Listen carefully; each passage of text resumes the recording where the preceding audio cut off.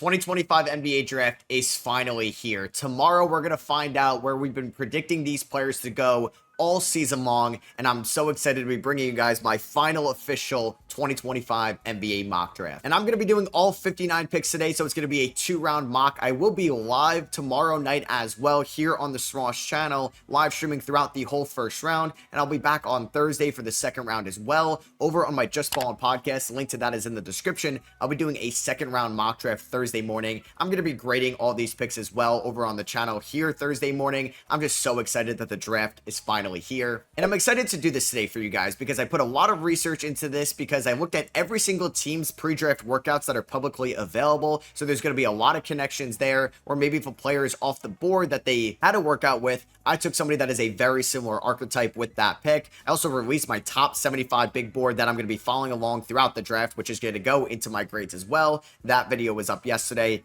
Let's get into this. So no brainer here, number one overall pick. It's been the number one overall pick basically all season long. Who was ever winning the lottery was going to get Cooper Flagg, and that's what happened with the Dallas Mavericks. They recently re-signed Daniel Gafford, and it's been reported that they also want to re-sign PJ Washington. They don't want to trade him. Maybe this is going to be what the Mavericks roster is going to look like. They're going to add a point guard or two in free agency, and this is the team Cooper Flagg is going to be on. It hasn't been since Markelle Fultz's rookie year back for the 2018 76ers where a number one overall pick has made the playoffs. That could definitely change next year. This is a very solid Dallas Mavericks roster that Cooper Flagg is going to be going to. He's a true two-way elite prospect that is going to make an immediate impact from day one, and this team could definitely be a top 6 seed in the Western Conference, and we could see Cooper Flagg playing 30 plus minutes a night in the NBA playoffs next year, which gets me really excited about what this Mavericks team can become. So this is a no-brainer, number one overall pick. It was solidified when we found out that the Mavericks got the number one overall pick back in the lottery in May. And then with the number 2 overall pick, this one was a little bit more interesting just because the San Antonio Spurs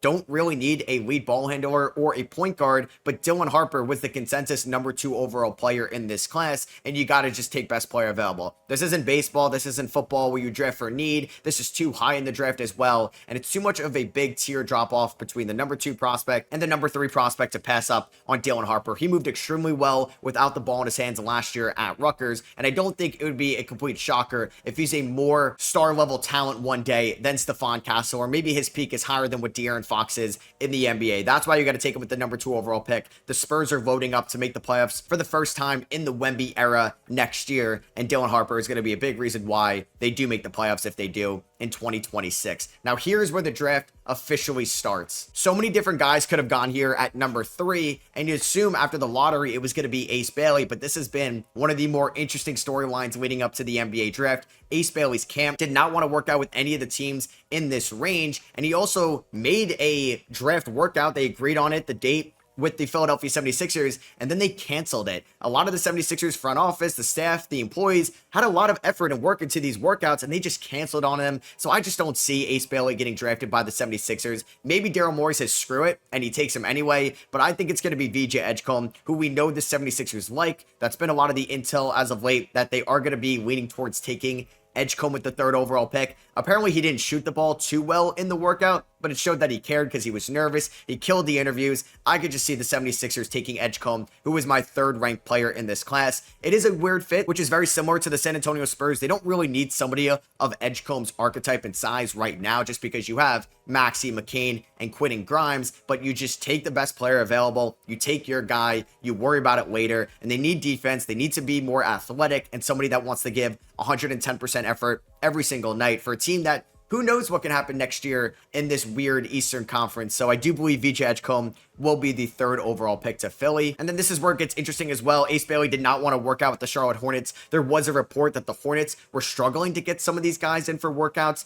in Charlotte, but one person that did go there that killed the workout, and he'll be happy wherever he's selected, Con Knipple. He's had a late draft rise. He was kind of in that like 5 to 10 range most of the collegiate season, and I think he's going to get drafted in the top 5. They need somebody to have in between LaMelo Ball and Brandon Miller. Con Knipple is an extremely smart player that was Mr. Basketball in the state of Wisconsin, where he was an elite shooter for 4 years. He was an elite shooter last year for Duke, over 40% from three, over 90% from the free throw line. When Cooper Flagg was out, he was able to initiate the offense in the half court, and that could definitely happen next year if Brandon Miller or LaMelo Ball misses some time. I would have loved VJ Edgecombe here, and hey, maybe we see a trade that Charlotte could move up to number 3 to select VJ Edgecombe, which is crazy because you would have assumed that was going to be for Ace Bailey, but I think they're going to take the safe player here in Con Knipple. They're not going to take the risk in Ace Bailey, especially after taking a risky prospect last year in T. Salam. So you're going to take the player with the high floor. That could be a very good complementary piece around LaMelo Ball and Brandon Miller. Now, this is where I had a lot of internal debate. Number 5 here for Utah, because it doesn't seem like Ace Bailey wants to go to Utah, but Danny Ainge is the type of executive to say, I don't care. It was very similar with Jaylen Brown back in the 2016 draft. He's going to take his guy. So I have either Jeremiah Fears here or Ace Bailey, and I'm actually going to go with Jeremiah Fears right now. That's just been a lot of what's reported, that Utah loves Fears. I would not do this. I have Kasper Jakachonis ranked higher than Jeremiah Fears. I think Isaiah Collier is a serviceable enough point guard. I would take the chance on Ace Bailey at 5, or I would take Trey Johnson. I would take one of those two guys above Jeremiah Fears, but this is a mock draft, what I'm predicting, not what I would do. So yeah, I do think Jeremiah Fears is going to be the next point guard in Utah. They maybe think Isaiah Collier is more of a backup point guard long term. You get somebody that is a developmental project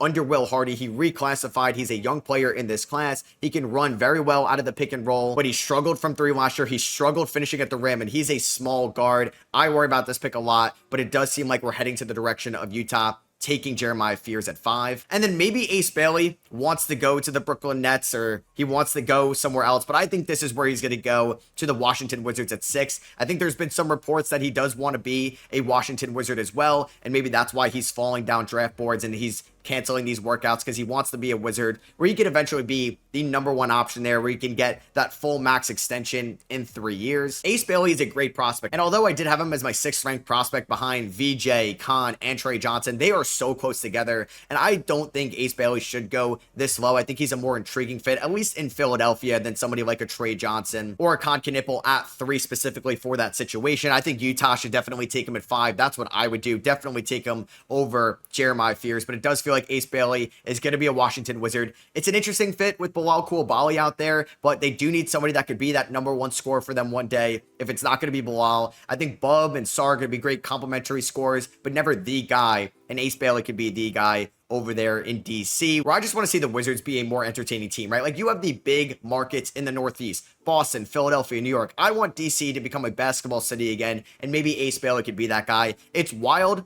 that we're predicting Ace Bailey to fall to 6. He was always like the 3rd guy for most of the year, maybe the 4th guy. The fact that he falls to 6 is kind of crazy. It's just the way that the top 10 ended up falling out. Maybe this changes. Maybe a team like Brooklyn trades up to number 3 on draft night. That could definitely happen. And then at number 7 here, I think this is an absolute steal, a home run pick for the New Orleans Pelicans. Trey Johnson, somebody they've worked out, somebody that would fit like a glove in this offensive system, an elite shooter both in high school and at college last year at Texas, with Zion Williamson having so much of the defense's attention in the paint. Trey Johnson moves extremely well, up there with Con Knipple as one of the best off-ball movers in this class, and he's going to get so many open looks, both in the corner, above the break, so many good mid-range looks as well, and can kind of just fill that scoring void that they lost when they traded Brandon Ingram to the Toronto Raptors. CJ McCollum is a free agent next year. DeJounte Murray is going to be hurt to start off the year. Trey Johnson could be a great complementary scorer to Trey Murphy and Zion Williamson. I love the value they're getting here at number 7. And but between when I recorded this mock and when I was about to upload it, we had an interesting trade go down between the Washington Wizards and the New Orleans Pelicans. Jordan Poole, Sadiq Bey headed to New Orleans. CJ McCollum, Kelly Olynyk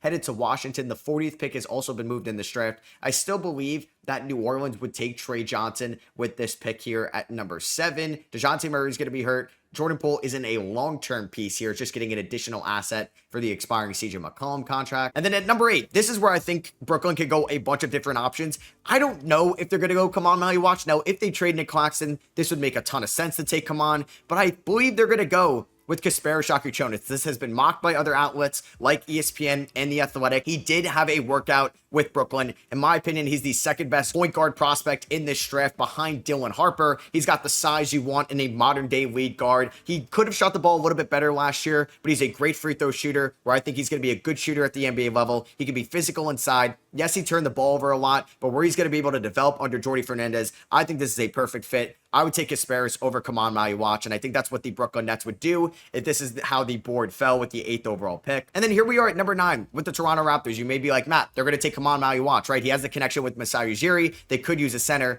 but Masai never really takes need over best player available. I think they're going to go with the best long-term upside, and that's Carter Bryant, somebody that I have as a top 10 player in this class, somebody that can guard multiple positions defensively right away in the NBA. He's a great catch-and-shoot option around Scotty Barnes and Brandon Ingram and quickly, and it looks like they're going to trade away RJ Barrett this offseason so that could allow more wing minutes for Carter Bryant right away. I think there's a chance they could have gone Kasper Shakuchonis over Kaman Maluach if they were both on the board here at number 9. But I really like this pick. I really like Carter Bryant as a prospect, and I think that's something Masai would do. Phoenix has so many options here at number 10, right? So they just got their pick back from the Kevin Durant trade. A lot of mocks we've done have been for the Houston Rockets at 10, and I think Phoenix is going to prioritize some defense. So Conor Murray-Boyles could be an option, but I do believe this is going to be Kaman Maluach. They didn't get a center in the Kevin Durant trade, but now they get somebody that could be a rim protector for a long time in Phoenix. He can anchor that paint. He's a great shot blocker out of the gate, and he's going to have a great pick and roll point guard in Devin Booker for him right away. And having a lot of good three-point shooters in Phoenix should allow the paint to be freed up for Kaman to just kind of be a beast inside out of the gate. And now we're talking about Dylan Brooks, Jalen Green, and Kaman Maluach as the assets you got back in a Kevin Durant trade.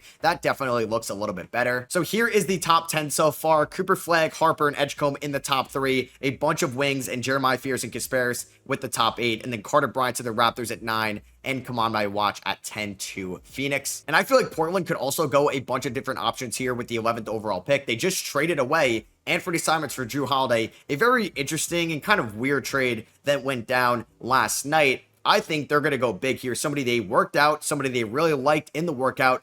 Derek Queen, somebody that you could play out there with Donovan Clingan. He could be your backup 5 when you eventually move on from Robert Williams and DeAndre Ayton. He's not going to steal any shots from Shaedon Sharpe or Scoot Henderson because their development matters so much in the 2026 season. You can have Toumani Camara and Drew Holiday out there with Queen and Donovan Clingan to help hide his defensive issues that are going to be prevalent early in his career, and it's going to be a great spot for him to develop. Maybe they trade away Jeremy Grant as well, and that can allow for more touches for Derek Queen, because I think you could truly play him out there with Donovan Clingan, and they can complement each other very well. And hey, you could put him on the second slowest guy on the defensive end of the floor, because you have Kamara and Drew and solid defenders around Derek Queen to help him out. I think this is a great fit. I like it a lot more than maybe a Yegor Demon or even a Colin Murray-Boyles, just because I think Portland could use a little bit more offensive help. A little bit of a shocking pick here, but I do think the Bulls want a big man. I don't think they're going to go Yegor Demon. Colin Murray-Boyles could make some sense, but it doesn't feel like after the workouts they're going to go that direction. I think they want a big. Thomas Sorber, Joanne Berenger could be options.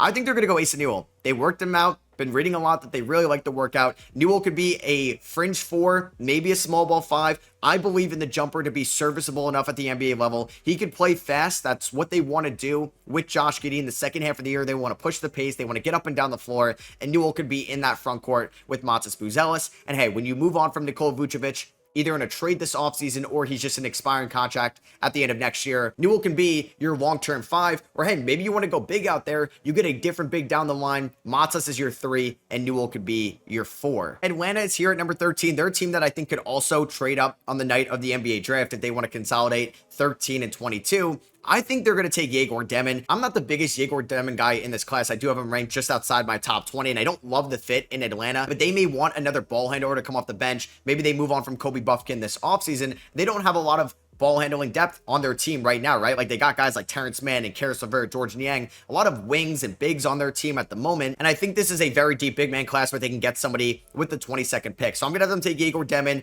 He's a hybrid between a 1 or a 3. And if he can become a serviceable enough shooter, then he could be a very valuable player in the NBA given his size and his passing ability. He had a solid tournament run, or at least an end to the BYU season. Hopefully that is going to be a glimmer of what Demon could be for the Atlanta Hawks. And here we are at 14 with the San Antonio Spurs. They worked worked out Joanne Berenger. I think they are going to select him here with the 14th pick. They have a starting center in Victor Wembanyama from France. He can be kind of that big brother for Berenger, who definitely is going to have to get acclimated to the NBA level. I think they need more big man depth, though, behind Wemby. And Berenger could be that guy, a great athlete, a good rim protector that could maybe be out there with Wemby one day, given Wemby's three-point shooting ability. And I just think there's a lot of connections to Berenger being the 14th overall pick in this draft. I have him ranked a lot lower, but remember, again, this is a mock, not a big board. And with the 15th overall pick, OKC could go a couple different routes. Imagine adding Colin Murray-Boyles to one of the best defenses we've seen this century. I don't think they're going to go that route either. I think they're going to select Cedric Coward. There's been a lot of reports that they love Cedric Coward, and he killed the workout. He looks just like a man amongst boys when compared to other wings in this class. I think that 6-game sample size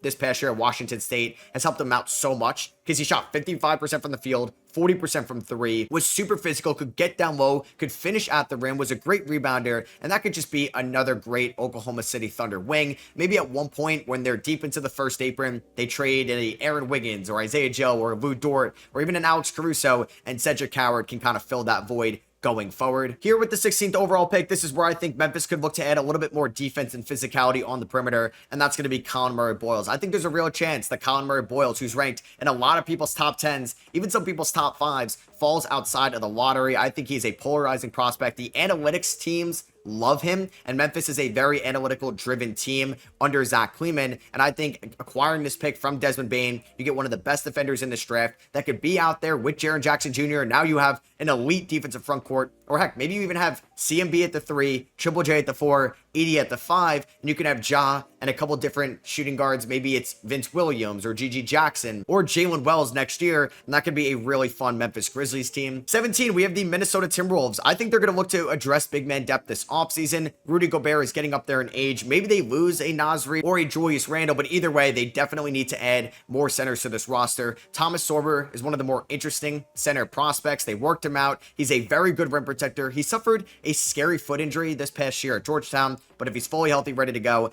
I can't see him falling outside the top 20. I think it makes a lot of sense to Minnesota at 17. And then 18 here, I'm going to have Noah Essengay, who's been a very interesting prospect as of late. He didn't work out for any NBA teams because he's playing deep into the German League Finals over there with Ben Serra for the Ratio Farm team, but he's actually leaving the team deep in the playoffs to come over and attend the NBA draft. A lot of people are indifferent on if they agree with that decision because he should probably be playing with his teammates trying to win a title over there. But I think Washington, after getting Ace Bailey at 6, they could take another high upside swing here at 18 in Noah Essengay, who measured 6'10" without shoes. That is a very good defender. He can get to the rim, he can cut, he can slash, and if he can develop an outside shot, this is an intriguing asset to have next to Alex Sarr in that front court. It does feel like something Will Dawkins would do over there in Washington, D.C. with his OKC roots. And then here we are at 19 for the Brooklyn Nets. They worked him out. They really liked him. This is going to be Nick Clifford, in my opinion. So they took somebody like Kasparas Jakuchonis there at number 8. Let's get a good swingman that can complement Kasparas. He's not a super wowing athlete, but he could just get it done. He could push the pace. He could finish at the rim. He's a great rebounder. And I know he's a little bit up there in age since he's a 5-year college player, but he's exactly what Brooklyn needs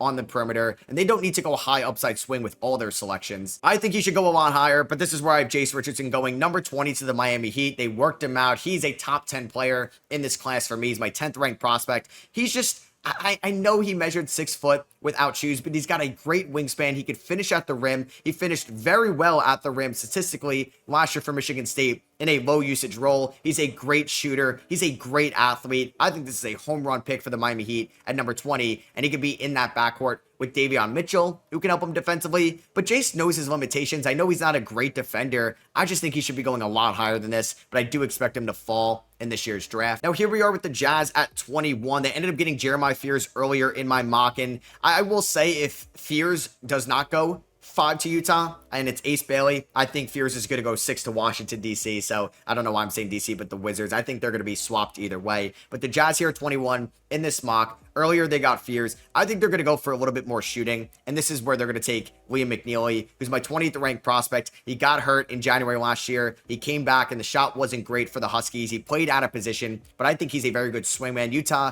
needs more shooting, and that could be McNeely under Will Hardy. At 22 for the Atlanta Hawks, they took Yegor Demon earlier, and I think if this was Landry Fields, these would be different picks. They would go for more just athletes and defenders, but this is a new front office, and Danny Wolf is very well liked by the analytics. I think they're going to take the best best big man available, somebody that can play out there, with Onyeka Okongwu. Danny Wolf could be the 4. He was a good 3-point shooter at Michigan. He's a great ball handler. He's a good playmaker, and him and Trae Young could have a very fun 2-man game. Hey, even him and Jalen Johnson could have a very fun 2-man game. I expect Atlanta in a trade or a free agency signing with the mid-level to bring in a center as well, so Danny Wolf could play off of that newly acquired center, and I think this is just a very good value play for the Hawks at 22. And here is just the top 22 picks so far. You can see Carter Bryant with 9, all the way to Colin Murray-Boyles at 16 in the teens, and then the late teens over here on the right with Jace, McNeely, and Wolf to start off the 20s. And yeah, I want to know what you agree with or disagree with, what I made for your favorite teams down below. Let me know. Pelicans at 23, Trae Johnson at 7. I want to go high upside wings for them. They had a workout with Will Riley, who I think is a very interesting prospect in this draft. He was not a great shooter at the rim or at 2s or on 3s or at the free throw line, but he's 6'8". He's got a great handle for his size. He's still very new to this role here because of the late growth spurt, and he's somebody that can develop in New Orleans. I don't think Jordan Hawkins is going to be a long-term piece for them, and I think you can never have enough wings, and we saw that last year with New Orleans and all their injuries. And hey, they traded next year's Pacers pick for Will Riley. I like the high upside swing. They liked him in the workout. Get your guy here at 23 if he's on the board. 24, OKC. I think there's a very good chance they package 15, 24, and 44 to maybe move up with Brooklyn at number 8, Toronto at 9. Maybe they go to Portland at number 11. But in this mock, not going to have any trades. I think they're going to select Hugo Gonzalez here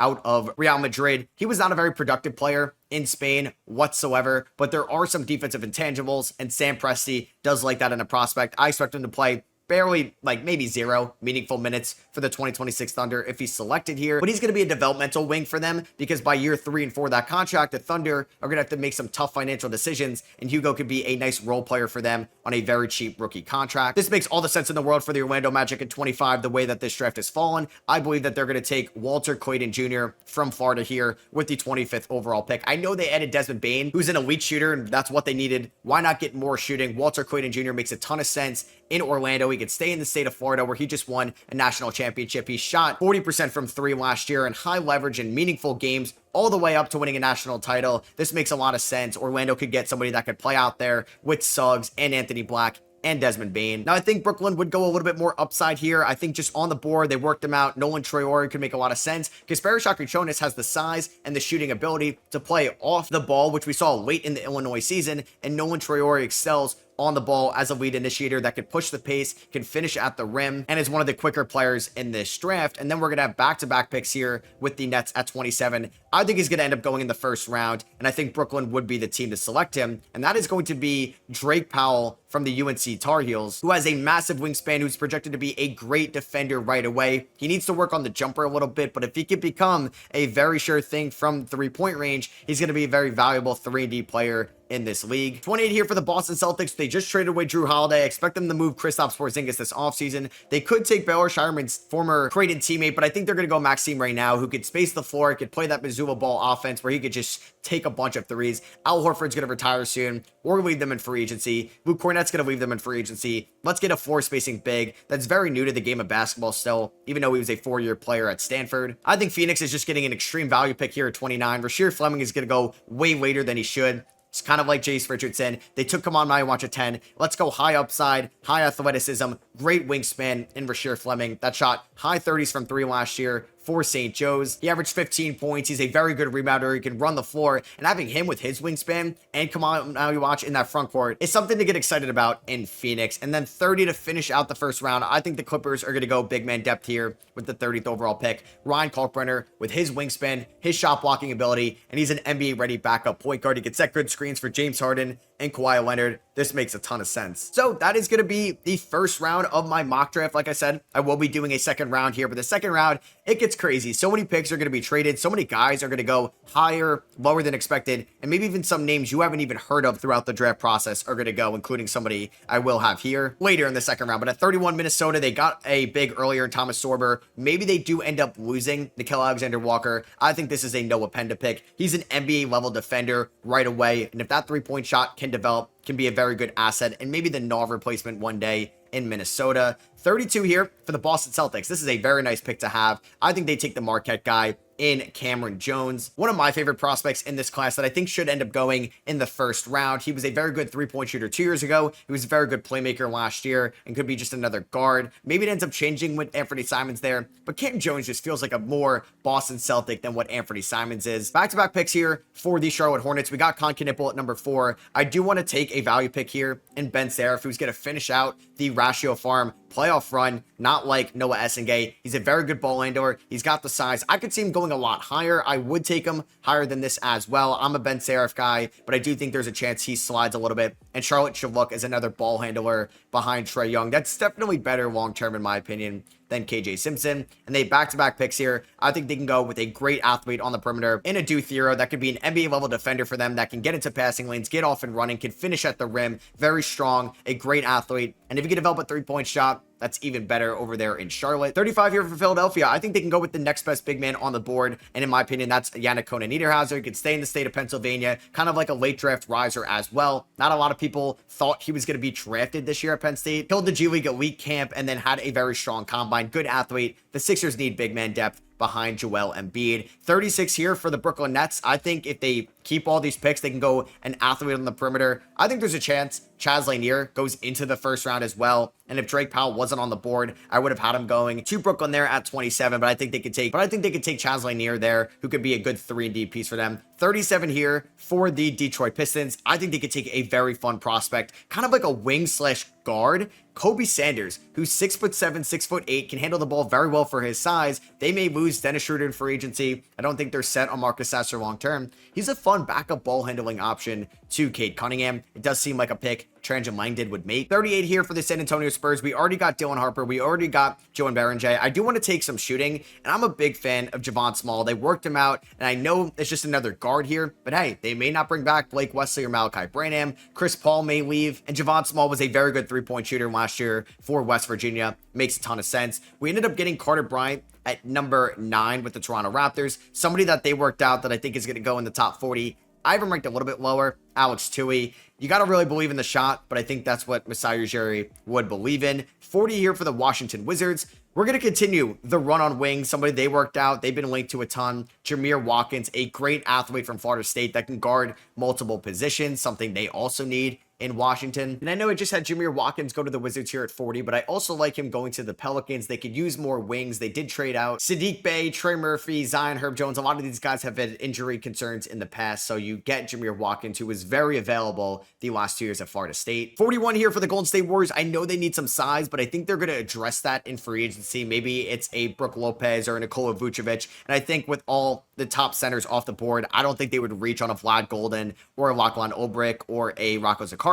So I'm going to have them go one of my favorite players in this class, Sion James. There's a chance he can go in the first round as well. A bruiser on the defensive end of the floor, a good three-point shooter, extremely valuable as a prospect. I think Sacramento is going to look for a ball handler this option, and that is going to be Tyrese Proctor, someone that can play the 1 or play the 2 with his size. He's been a good three-point shooter and has developed into a better shooter each year of his collegiate career. It makes a ton of sense for Sacramento at 42. 43, Utah. Couldn't have going Hansen Yang here from China. He had a very fun combine debut. He's still kind of getting acclimated to American style basketball, which is completely different than the CBA over there in China, but it does feel like a high upside pick for Utah. He'll definitely spend some time in the G League. OKC here at 44. Somebody they worked out. I think they're just going to go best player available, Janai Broome. He was a very productive player last year at Auburn, one of the best players in college basketball. He's NBA ready. They had a ton of big man injuries this past year. Chet, Hartenstein, Jay Will. I can see them taking a big man in this draft. And since I ended up going Hugo Gonzalez and Cedric Coward, wings earlier, I wanted to take the next best big available there at 44. 45. I think that Chicago could end up going a big here since I ended up taking Asa Newell. I think they're going to double up on big man depth in this class. Dylan Cardwell is somebody I think is going to go higher than people expected. He's ranked 91 on ESPN's top 100 big board. He's higher than that for me. He's a top 70 player in this class, and I think makes a ton of sense for Chicago at 45. He could end up being a better NBA player than his teammate that I had one pick higher in Janai Broome. 46 for Orlando. I took shooting with Walter Clayton at 25. They traded 16 for Desmond Bane. I want to continue the shooting route. I want to get one of the best three-point shooters in this class. Not the best athlete, not the best defender, but as a safe shooter. and that's Kobe Brea. The first Wildcat off the board, but not the last. So at 47 here for the Milwaukee Bucks, I think they're going to take somebody from the A10 that they worked out, and that's going to be Max Shulga, a crafty combo guard, a good three-point shooter, does not turn the ball over, and is NBA ready for the Bucks. 48 for the Memphis Grizzlies, I want Conor Murray boys at 16. I think they want to add more talent on the perimeter, and that's going to be Micah Peavy from Georgetown. He had a very good combine, he had a very good season for the Hoyas, and they're going to have 2 draft picks as well, with Sorber going earlier and Peavy here at 48, another player they worked out.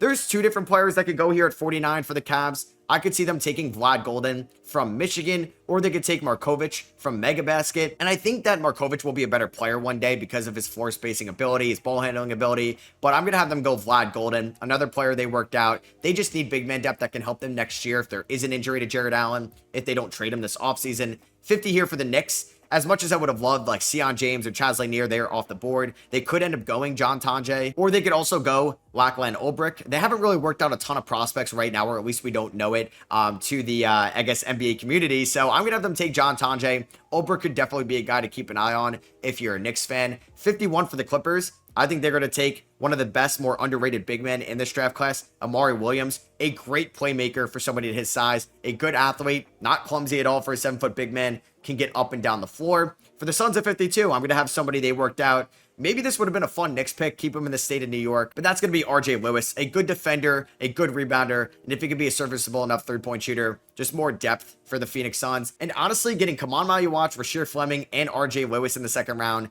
is a lot of fun. 53 here for the Utah Jazz. I think they're going to go for a little bit more scoring ability. Tamar Bates, another guy they worked out that I think could be a good three-point shooter at the NBA level from Mizzou. 54 here for the Indiana Pacers. This just makes a ton of sense. Tyrese Halliburton is going to miss most, if not all, of next year's season. Why not take Andrew Nembhard's brother, somebody that has great court vision in Andrew Nembhard, averaged 9.8 assists last year for Gonzaga, NBA ready, court vision, and it's just another small guard with TJ McConnell, who could be a good mentor for Ryan Nembhard. 55 here for the LA Lakers. I'm going to take somebody they worked out as well that apparently did very good in the workout, and that is my second Kentucky Wildcat selected in this draft, and that is going to be Jackson Robinson from Kentucky, a good three-point shooting wing. The Knicks do not own the 56th overall pick, so I'm just going to have Caleb Love go here because I do not have him being drafted. 56 here for the Memphis Grizzlies. I think they could take a combo guard. They took a big slash wing in Conor Murray Boyles, a wing in Micah Peavy. I really like Hunter Sallis to be drafted from Wake Forest, a good defender and was a good three-point shooter 2 years ago.